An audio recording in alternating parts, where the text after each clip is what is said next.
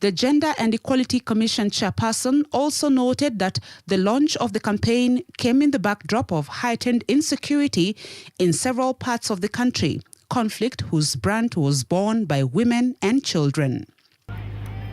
The theme of this year is clearly on sexual and gender-based violence that is committed by the state agents, particularly the police and the military. We also will be speaking against the increasing number of the small arms that we've seen coming into the country that are causing a lot of insecurity. I wish to note that making the 16 days of activism against gender violence at the time when Kenya is facing a lot of insecurity.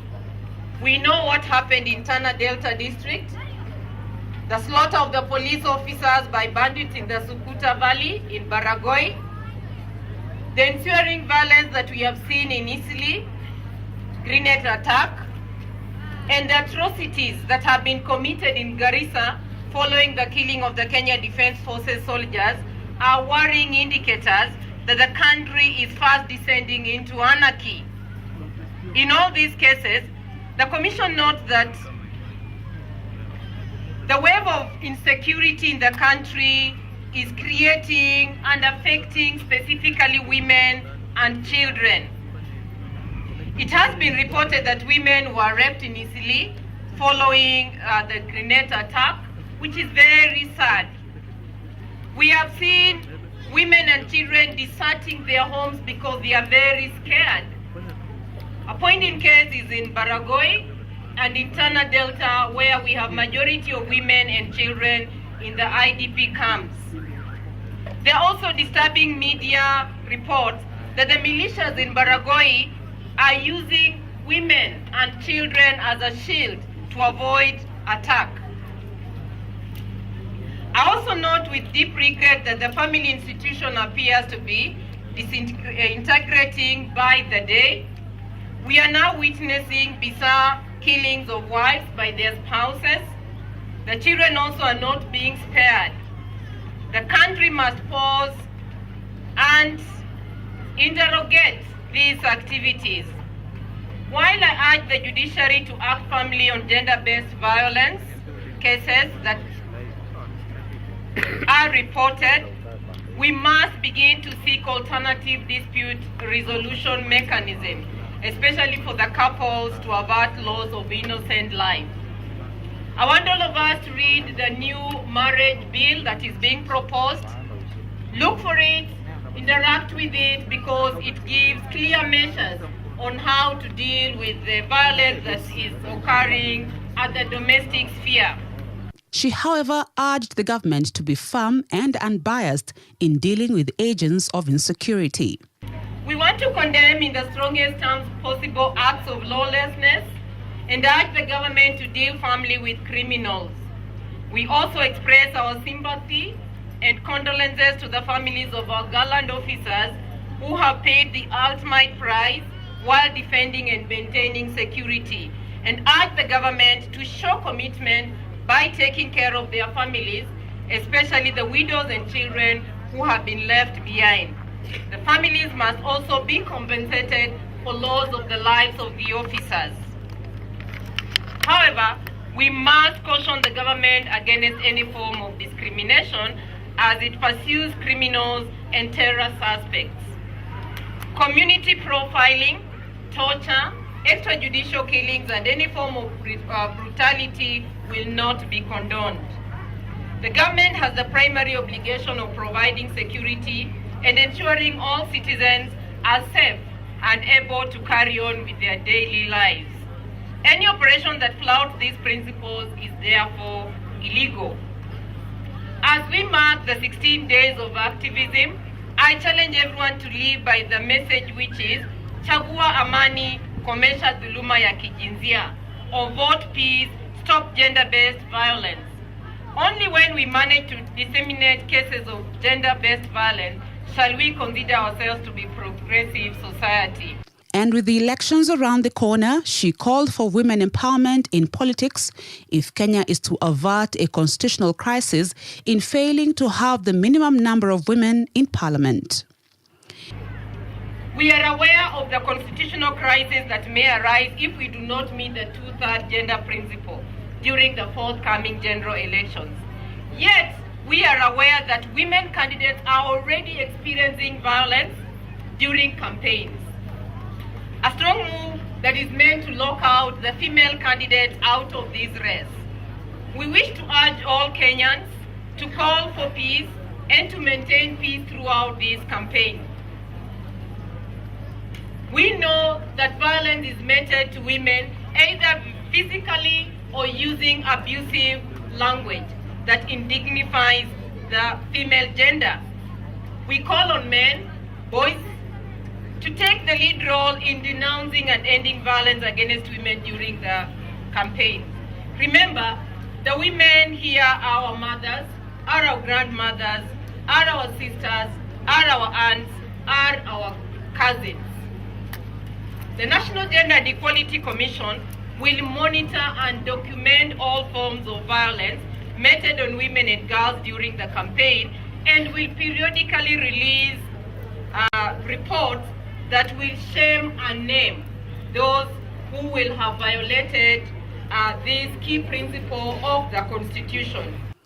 A commissioner with the Independent Electoral and Boundaries Commission, Thomas Letangule, and the chairman of the Constitution Implementation Commission, Charles Nyachai, noted that the launch of the campaign will augment efforts towards a peaceful election. Kwa huu mkutano kushuhudia kulaunchiwa kwa huu mpango, ni mpango mzuri na ni ambaye ni mzuri kwa sababu tukielekea uchaguzi inalete amani kwa nchi yetu. Kwa uchaguzi, tume ya IEBC sasa imemaliza shughuli kadhaa. Tumeweza kumaliza mambo ya mipaka, sasa hayo tumemaliza. Tumeingia sasa maneno ya registration of voters, na wananchi ningewaomba sana tujiandikishe kwa huu maneno ya registration of voters. Throughout the Constitution, there are express provisions, and the spirit of the Constitution will bring out the issues of equality, the issues of respecting one another, the issues of dignity, and in the context of what we are here today to observe, the Constitution is very clear in requiring that there has to be equality in terms of gender among other reference points of equality. And it's a good moment as the National Gender and Equality Commission launches this 16 days of activism against gender-based violence. It's a good opportunity for us to remind ourselves what we undertook to do when we passed the Constitution or when we adopted the Constitution of Kenya 2010. It's also a very appropriate opportunity because we are now in what may be considered the home stretch towards the elections that we are looking forward to as a nation to hold in March of 2013, and to remind ourselves of the need for a peaceful process, both in the lead up to the elections, which includes from right now, the actual process of the elections themselves, as well as the aftermath of the elections, which we expect will be a free, fair and credible election. In a speech read on his behalf, the Executive Director of the International Conference on the Great Lakes Region, Professor Alphonse Ntumba Luaba, said that in the next 2 years, member states in the Horn of Africa are expected to adopt the ICGLR protocol on suppression of sexual violence. The Zero Tolerance campaign against SGBV has national as well as regional dimensions. This campaign is supposed to be sustained for 2 years. And what we see is that by the year 2014, the ICJLR protocol on the suppression of sexual violence against women and children should have been domesticated in all the 11 member states. I do not know the progress with the domestication in Kenya, but I'm sure there is work that is being done to that effect. By launching this zero tolerance campaign, it is our hope that Kenya will continue to be in the forefront in fighting SGBV, removing the conditions that generate SGBV, for ultimately, none of us is safe when our children, spouse, sister, brother, mother, cousin, niece continue to fall victim to sexual and gender-based violence. It is therefore very important that we start from the very smallest unit of our families to discourage violence therefrom, and this in the end will contribute to stability and a violence-free country.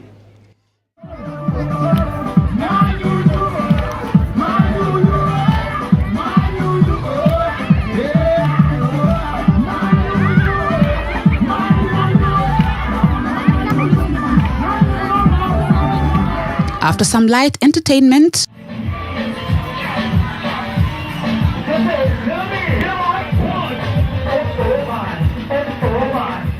the caravan then proceeded to other parts of Nairobi such as Dandora, Kayole and Donholm estates, spreading the message against gender violence.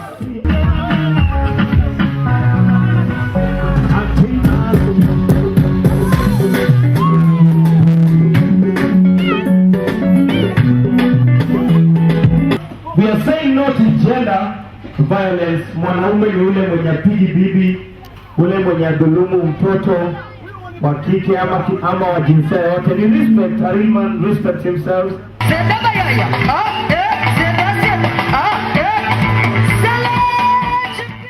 Entertainment came in handy in enticing the crowd during the several stopovers the caravan made along its route, as members of the public were engaged on the topic of gender violence. Mwanaume mmoja kuja hapa tueleze hii lori yote inafanya nini kwa ajili gani? Tuko hapo kwa sababu gani? Ama msichana. Unajua wasichana wanamwanga chapu, wanaume bado wanafikiria redi. Hebu njoo jamaa, kwanza ni wa Chelsea, mimi napenda Chelsea sana. Mpigeni makofi. Tumekuja hapo kwa sababu gani? Pengine uambie watu wa Kayole wapate kuelewa. Kukomesha vita dhidi ya familia. Dhidi ya familia. Asa kina nani wanaumia sana kwa familia? Mama na watoto. Asante sana, mpigeni mangumi. Mpigeni. Nataka mwanamke